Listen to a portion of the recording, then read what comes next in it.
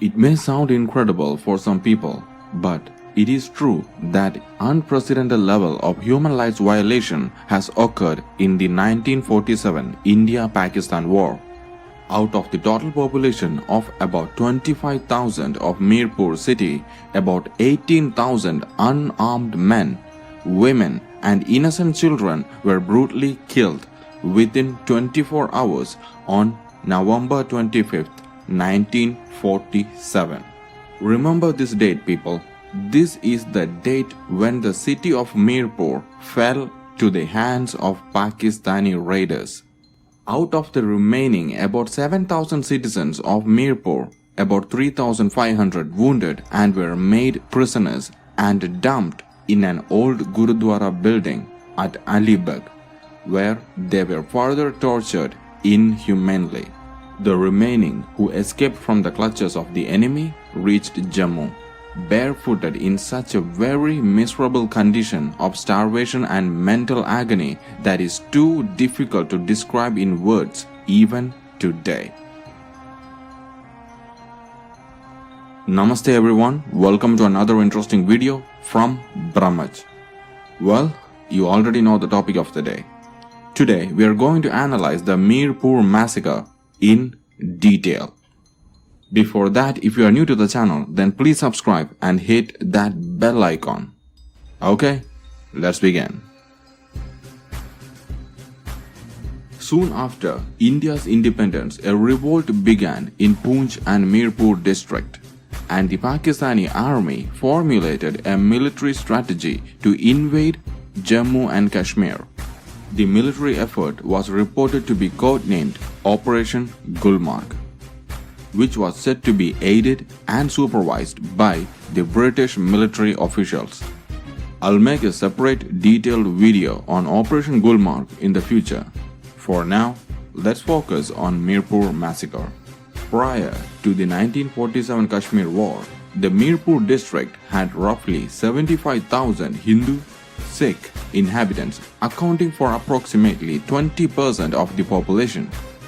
The vast majority of them resided in the large towns of Mirpur, Kotli and Bhimber.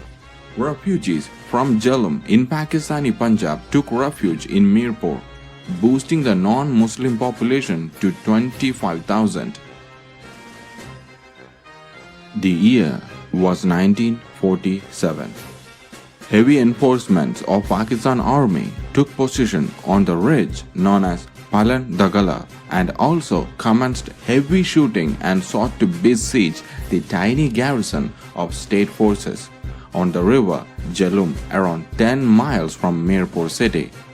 Under severe odds, the state forces decided to retreat, falling back to the city.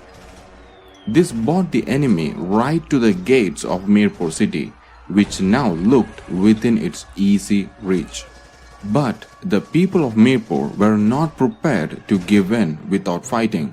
In collaboration with the small state force, they organized. Together, they repulsed the enemy attack with heavy losses on November 6th, 10th and 11th of 1947. The morale of the state garrison got a big boost when November 12th the Indian Air Force effectively bombed the enemy positions around Mirpur city. The Indian Air Force planes appeared in the skies over Mirpur again on November 14, dropping some small arms for the state force. Having been loosely packed, these were damaged and unusable. In the meantime, the enemy came closer to occupying almost all posts around the city. Not only was the ammunition almost out, essential commodities such as food, water and medical supplies in the city became critical. The people of Mirpur then organized committees to distribute the limited supplies among the people. After November 16, 1947, the intensity and regularity of the enemy attack on the city greatly increased. But the young and brave souls of Mirpur also displayed tremendous grit and tenacity in their defense. On November 19, the poorly equipped state army had little hope of holding out for more than 3 days.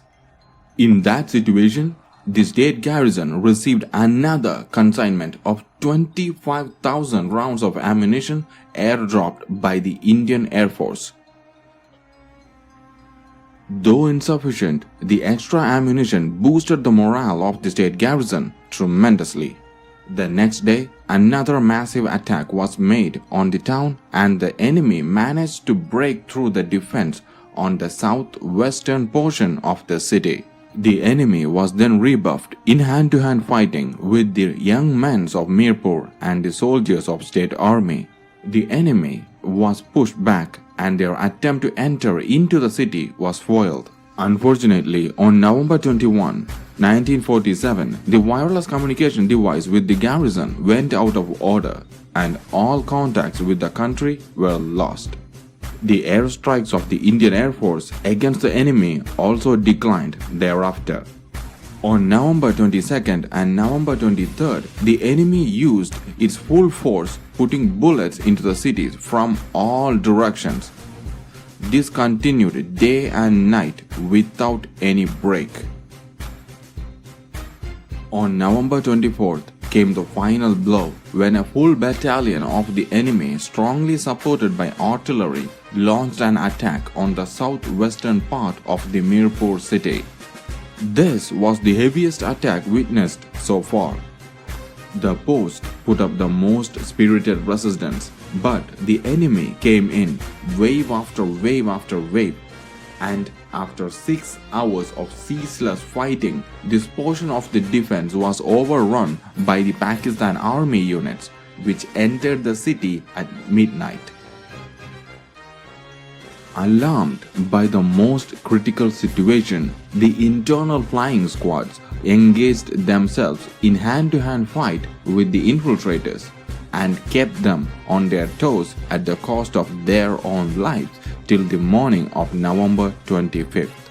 Unfortunately, at this critical juncture, the administrative machinery at Mirpur secretly took decision of retreating to Jammu, leaving the civil population to its fate.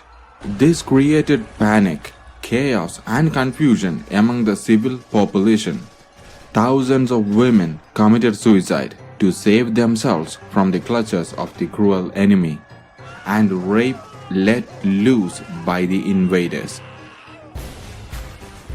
Others assembled in the deserted army camp where wounded soldiers of the state forces, lying on their beds, were looking towards the sky with tears flowing from their eyes. In the camp, the old men, women, and children were searching for their family members among those who lay dead or dying. For a moment, there appeared a glimmer of hope when, at 11 a.m., a fighter aircraft of the Indian Air Force appeared in the sky, and again at 1 p.m. But each time, hope turned into despair as the aircraft turned away without helping the helpless. That was the greatest misfortune of the Mirpuris, who were still alive and wounded.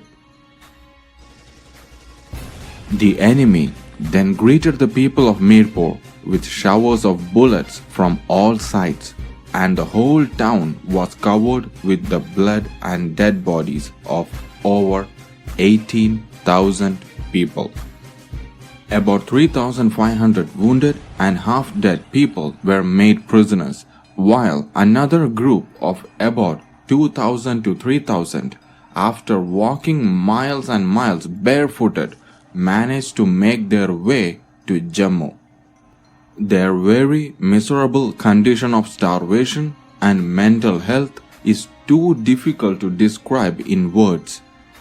That tragic scene of Dance of Death at Mirpur on November 25, 1947, which brought the tragic fall of Mirpur, can never be forgotten. The Mirpur Day is commemorated on November 25th each year in India.